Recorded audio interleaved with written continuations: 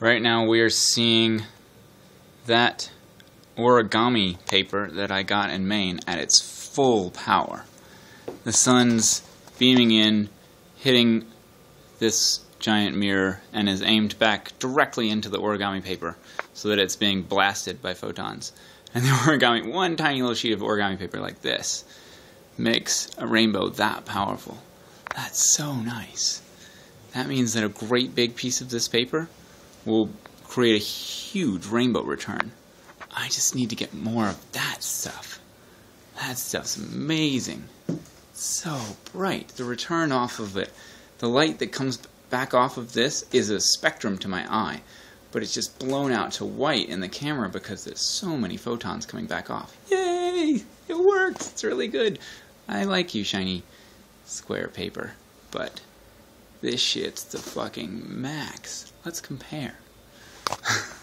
Let's compare the origami paper with the stuff that I get at Tap Plastics, which is pretty cool. Still, couldn't do any of this stuff without it, but the, oh look.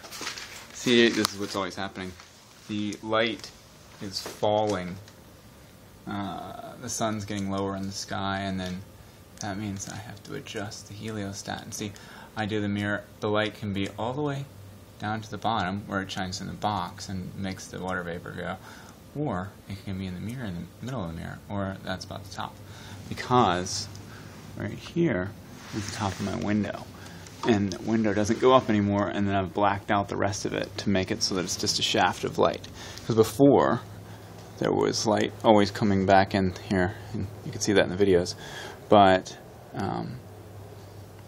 now the window is covered in black to prevent the ambient light, which means that I get a much more vibrant rainbow. So that's the reason that the contrast is better, is now that I've blocked off a lot of the window.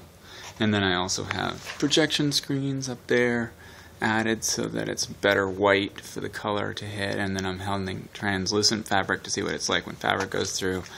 I have a parachute now, but now I've roped up my parachute and I'm about to go to Chrissy Fields to try it out and see how well it works as a permanent bubble, because that's what I've been working on all day, the parachute to make a permanent bubble that you can hang out inside of.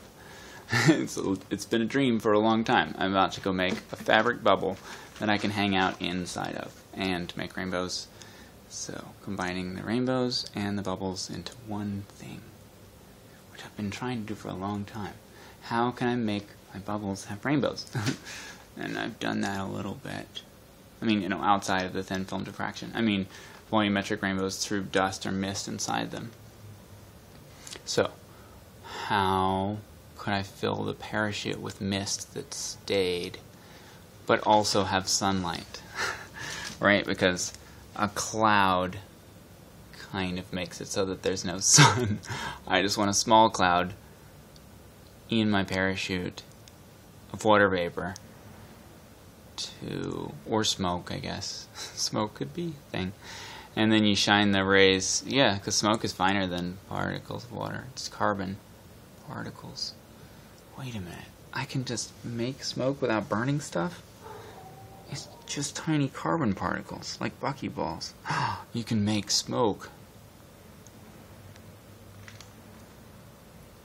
You can make your own smoke without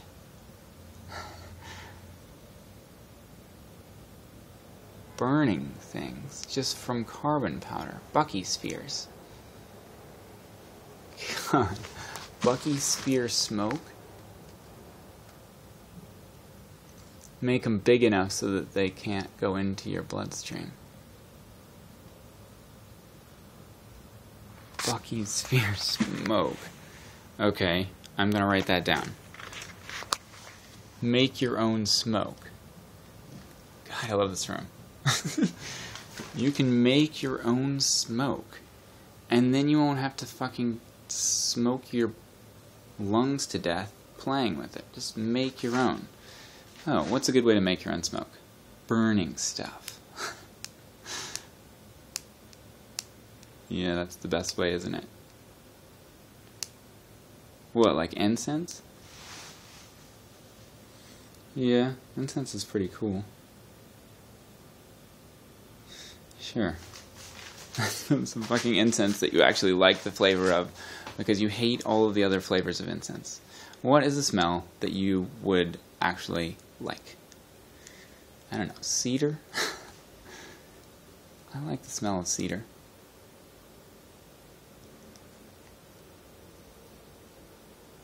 Alright, I'm going to write this down in the notebook. Alright, I'm going to turn off.